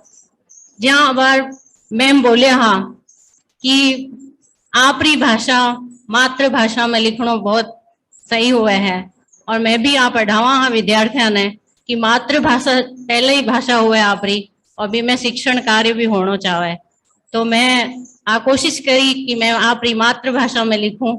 और आज मैं बहुत अपने आप ने बहुत खुश नसीब समझूं कि आज मैं इस स्थान पर खड़ी हूँ। ऐसा बहुत ही हमारे लिए बहुत आज अलग एक बार धन्यवाद देना चाहूँ रमा मेहता ट्रस्ट ने कि मैंने अवसर प्रदान करियो, और धन्यवाद देना चाहूँ मारे जितना भी गुरुजन हाँ जेका कार्यशाला में मैंने इतनी बारीकियां सिखाई कि लेखन में किस तरह लिखना चाहे और किस तरह आगे बढ़ना चाहे, किस तरह बारीकियां सुन ध्यान रखना चाहे, मैंने बहुत बहुत धन्यवाद देना चाहूँ। और आज मैं बहुत गर्व महसूस करूं कि आज गीतांजलि से मैंने उपहार मिले है। धन्यवाद, बहुत बहुत धन्यवाद।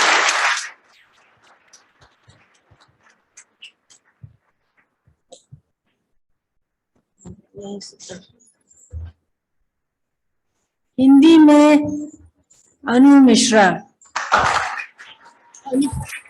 अनु मिश्रा अनु मिश्रा उधर है, ऑनलाइन जुड़ी हुई है हमसे। ओ गॉड, ओके। बहुत सालों बाद शायद कोई अवार्ड मिल रहा है। Thank you so much, thank you so much. और ये बिल्कुल गीतांजलि जी, आप सो इंस्पायरिंग, आपने जो सारी बातें कही, और मैं बहुत रिग्रेट कर रही हूँ, मुझे आना चाहिए, आपसे मिलना था, मुझे आपकी हर एक बात पे आपसे थोड़ी बहस करनी थी और हंसना था आपके साथ, जो मैंने मिस कर दिया आज। और विद्या भवन ऑडिटोरियम जहाँ पे बहुत कार्यक्रम पहले किए हैं, पूरी टीम हमेशा रहती है, सेवा मंदिर की पूरी टीम और सब लोग, तो ये थोड़ा सरियल हो रहा है अभी मेरे लिए। और सबसे ज्यादा अंकित मौर्य जी, जो शायद इस समय ऑडियंस में कहीं बैठे हैं, और उन्होंने मुझे ऐसे ही एक दिन ऑफिस की बहुत कठिन कोई मीटिंग चल रही थी, उन्होंने आके कहा रमा मेहता का ग्रांट आया, लिख दे। मैंने कहा नहीं होने वाला है मेरा, सोशल वर्क करने वाले लोग हैं, रिपोर्ट्स लिखते हैं, हम क्या लिख पाएंगे साहित्य वगैरह। उसने कहा नहीं, तुमने ऐसा जीवन जिया है जिसमें कहानियां कही जानी चाहिए। और मैंने लिख दिया और आज ये हो गया। Thank you so much, thank you so much, this is very encouraging. Thank you so much Rama Mehta trust, thank you.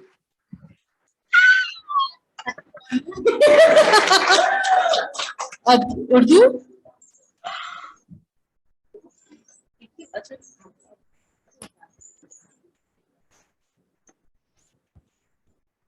Urdu Shahista बानू।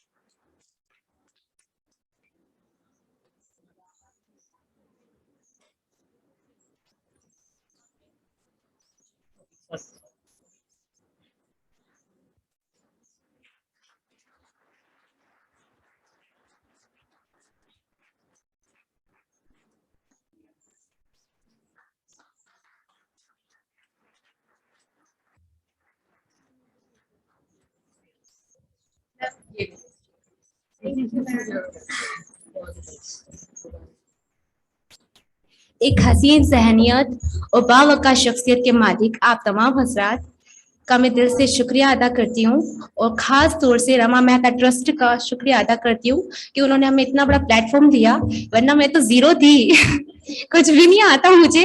और ख़ास तौर से बिलखसूस शुक्रिया अदा करती हूँ मैं अपनी, क्या कहूँ, मैं रोने लग जाऊंगी उनका नाम लेकर, तो डॉक्टर सरवत खान साहिबा का, जिन्होंने मुझे कॉल किया और कहा कि बेटा लिखो, जो लिख सकती हो वो लिखो। कहा मैम मैं क्या लिखूंगी, कभी तो लिखा ही नहीं, कोशिश भी नहीं की। हाँ, जब से बीए में एडमिशन लिया था तब से ये मेरे साथ हैं, इनसे मैं पढ़ी, इतनी अच्छी बनी और यहाँ तक पहुंची, तो उनमें कहीं ना कहीं इन्हीं का हाथ है।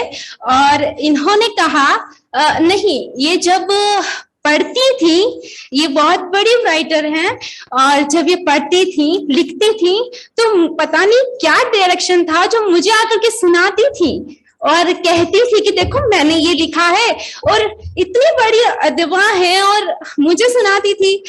एक शौक था मुझे भी सुनने का, और तब से मैंने, मुझ में वो जुनून, वो सब कुछ जो भी मुझ में भरा है वो इन्होंने ही भरा है। सो पूरा क्रेडिट तो इन्हीं को ही जाता है। और क्या कहूँ, मैं खुश हूँ, और इससे सबसे ज्यादा वेट तो मेरे मम्मा पापा कर रहे हैं। उनको मैंने कहा था कि क्या पता क्या होगा, बट वो बोल रहे थे कि नहीं अच्छा होगा, दुआ है हमारी साथ। So thank you so much.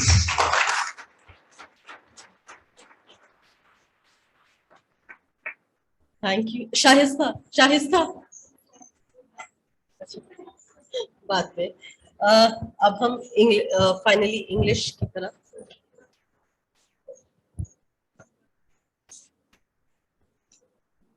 English Mihira. Heera again online जुड़ी है हमसे।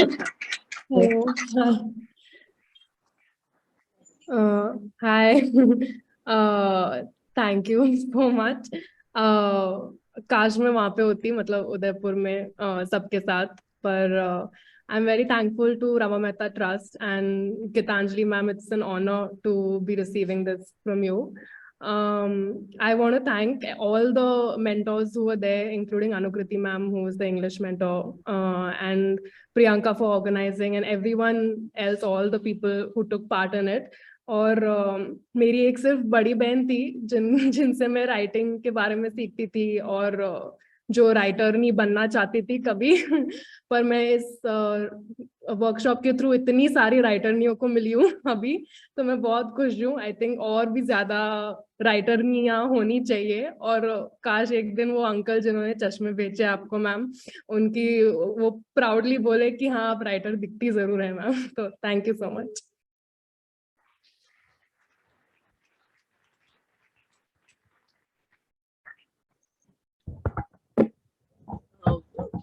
अब शॉर्ट लिस्ट, एक मिनट। वैसे तो कुल 21 राइटर्स शॉर्टलिस्टेड हुए थे, पर अब मैं जो कैंडिडेट्स एक मिनट पर अब मैं जो कैंडिडेट्स यहाँ उपस्थित हैं उनसे अनुरोध करूंगी कि वो एक एक करके स्टेज पे आए और अपने सर्टिफिकेट्स तथा ऑटोग्राफ्ड रेत समाधि कॉपी ऑफ रेत समाधि लें। सर्टिफिकेट्स लेने के बाद स्टेज पर ही रहें ताकि हम एक ग्रुप फोटो ले सकें। In no particular order may I call Afreen, आप लोग Afreen, then Sheba Heather,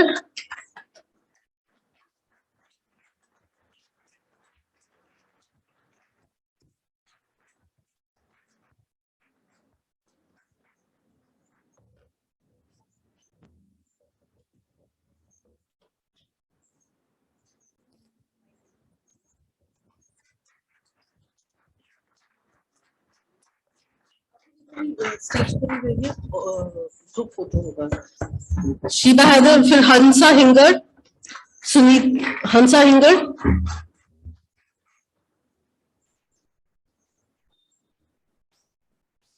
Sunita बिश्नोलिया, आप तैयार हो जाइए।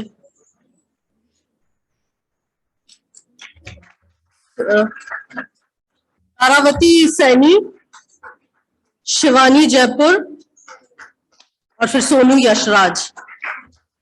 The other shortlisted writers who have joined online are Apurva Saini, Suhasini Patni, Niharika Bhati, Manjari Singh, Apekshita Vashne, Rupali Tiwari, Aditi Sundan, Prakhar Patidar, Jacinta Kerkata, Bhumika Dubey, Sakshi Verma, Taranum Mansoori, Reena Minaria and Sharmila Gadvi.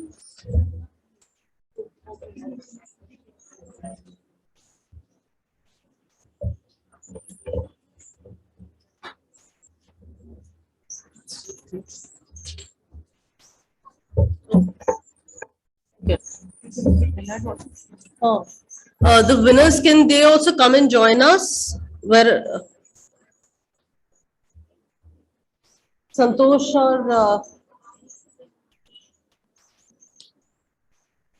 और शाहिस्ता, हाँ please. संतोष कहाँ है?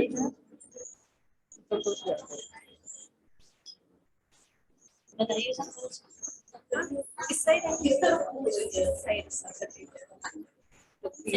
Centre में।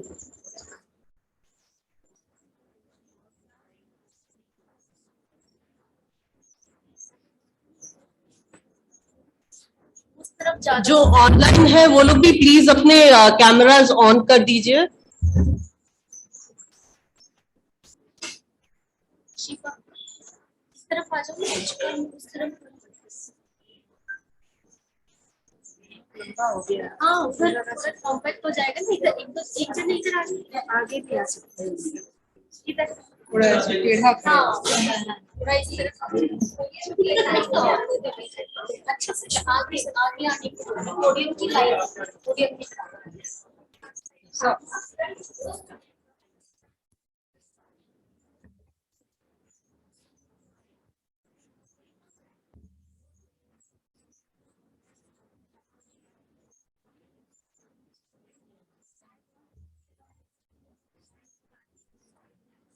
Yes.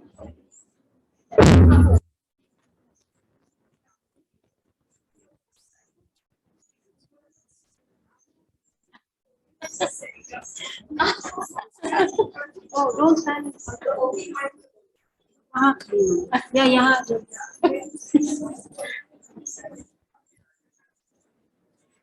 और आगे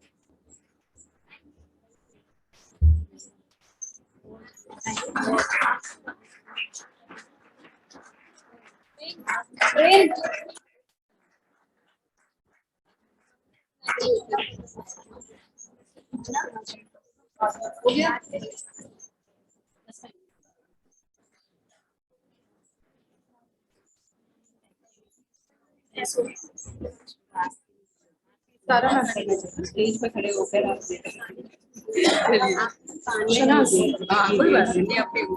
आपकी उंगली।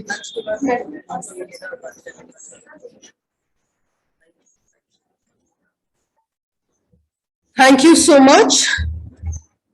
May I now request Vijaya ji, trustee of Rama Mehta Trust, Kavita on behalf of Seva Mandir's entire team that helped put together this entire event and exhibition, and Smriti from Sadhana, the women's enterprise which made this gift, to please present a little token of gratitude to our chief guest, Gitanjali ji.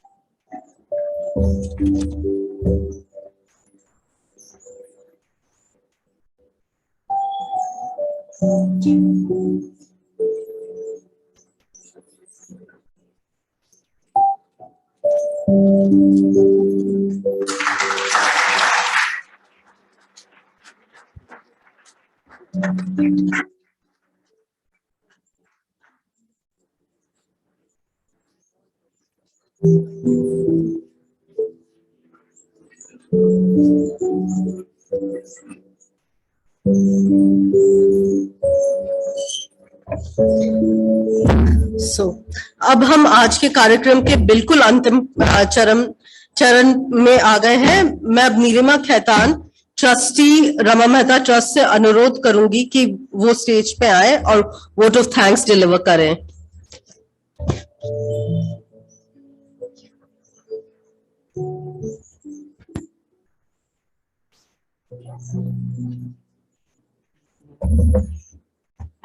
नमस्कार और आपको सबको बहुत बहुत धन्यवाद।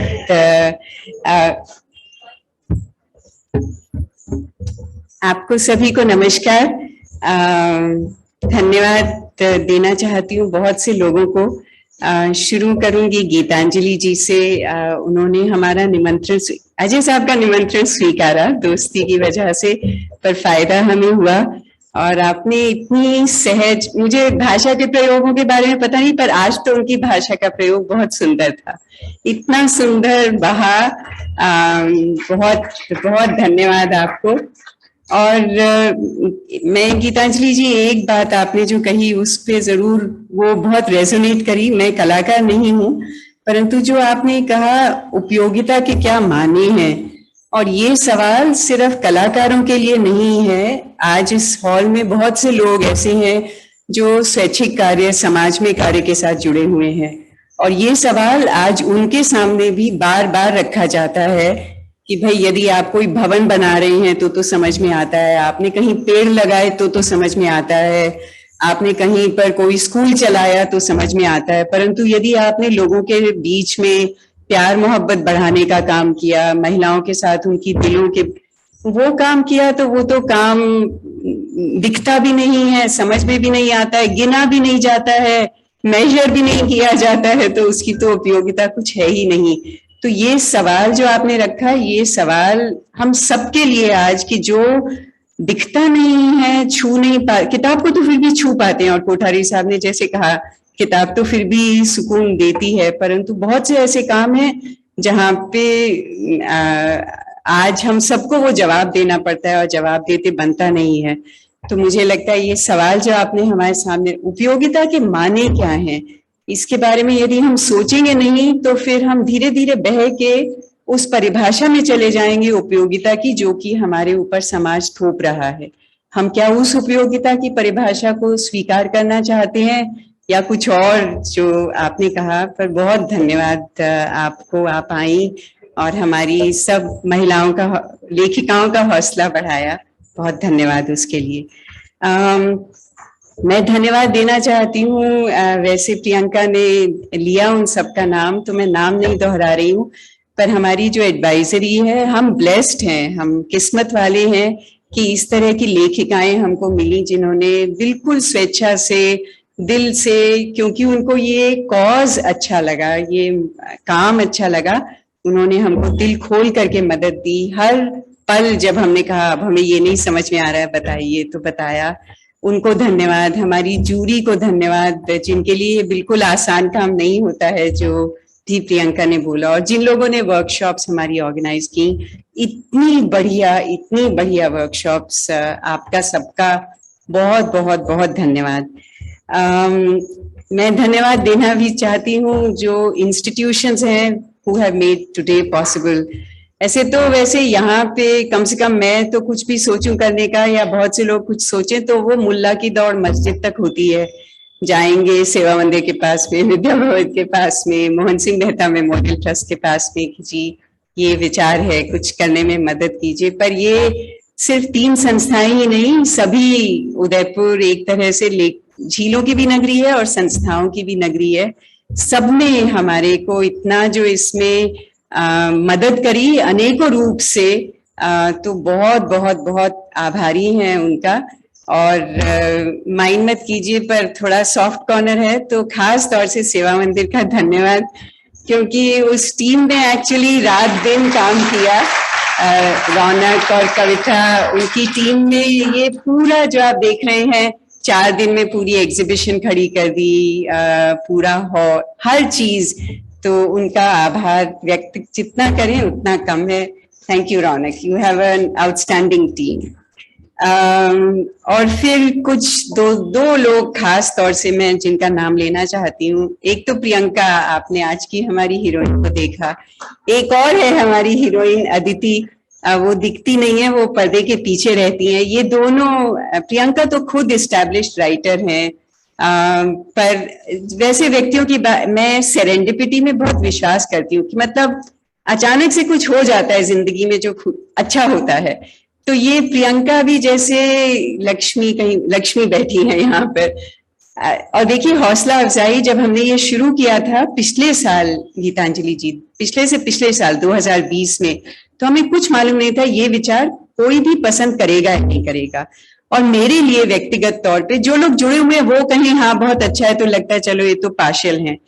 पर लक्ष्मी के पास में सिर्फ वो गया था व्हाट्सएप, और उसने तुरंत कहा अरे इतना बड़ी आइडिया। और न सिर्फ उसने बोला अच्छा idea, but she believed in the idea enough to tell one of her best friends कि तुम वहां जाओ, वहां पे जाकर के। So she is the one who sent us Priyanka, and forever grateful to you. उसके बिना नहीं गाड़ी। तो इस तरह से बहुत लोगों ने हमारा गए साल हौसला बढ़ाया, जिस वजह से ये कार्यक्रम हुआ। आपको सबको धन्यवाद, और प्रियंका और अदिति के लिए प्लीज तालियां। और आखिर में दो जो सबसे बड़े धन्यवाद, वो जिसने बोला ना खसूस, क्या शब्द था उर्दू का, मैं भूल गई। खसूसियत है ना, खास, सबसे खास वाले 2 धन्यवाद। एक धन्यवाद, पहला धन्यवाद तो मैं देना चाहती हूँ हमारी लेखिकाओं को, जिन्होंने 100 से ऊपर जो और मैं आपको बताना चाहती हूँ 1 मिनट लेकर के प्लीज कि मैं क्यों धन्यवाद दे रही हूँ उनको।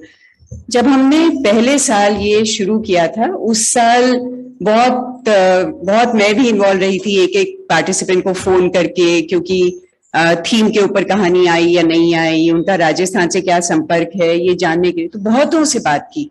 इस वर्ष थोड़ा कम महिलाओं से बात की, और मेरे लिए कम से कम, और शायद मैं फिर कई लोगों को बताया, ये आपको शायद हैरानी ना हो और मुझे होनी नहीं चाहिए थी, पर ये बताता है कितना तो भी हम कट जाते हैं वास्तविकता से।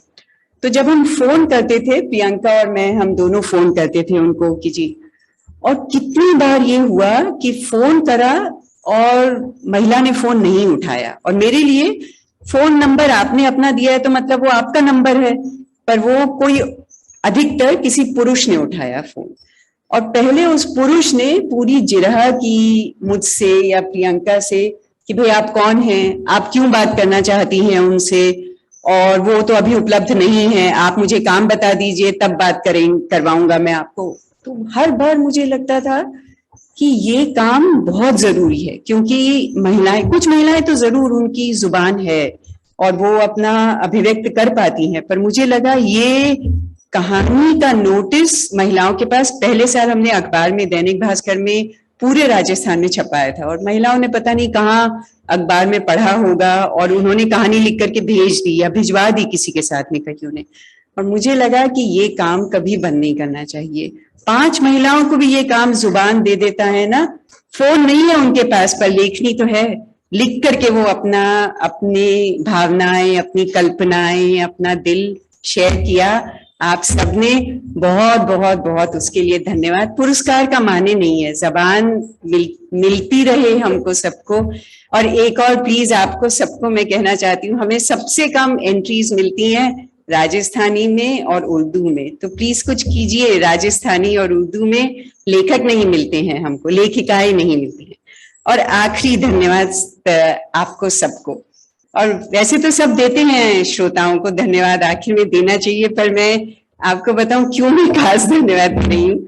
फिर से सरप्राइज, मुझे उदयपुर में रहते हुए कितने 30-35 साल हो गए हैं, है ना, और लगता है कि अब तो मैं उदयपुर को जानती हूँ। और तो उदयपुर का एक पहलू है कि मतलब लेड बैक टाउन है, इसी वजह से मुझे पसंद है। ऐसे टेंशन नहीं लेते हैं अपन, है ना, सब काम मतलब तसल्ली से कर लेते हैं। पर ये टेंशन नहीं लेने का, टेंशन हमको ये था कि हम तो बोले हैं 11 बजे बिल्कुल शुरू कर देंगे, क्योंकि ऑनलाइन भी लोग हैं तो इज्जत नहीं, बेइज्जती, भाई किसी को वेट नहीं, तो हमें टेंशन था 11 बजे तो कभी नहीं शुरू होने वाला है, उदयपुर है, कैसे 11 बजे। But I cannot tell you how obliged I am to you. At 11 o'clock, this program started to a full hall. So I'm saying, please continue to surprise all of us. But this is for Udaipur. Thank you so much. Thank you once again.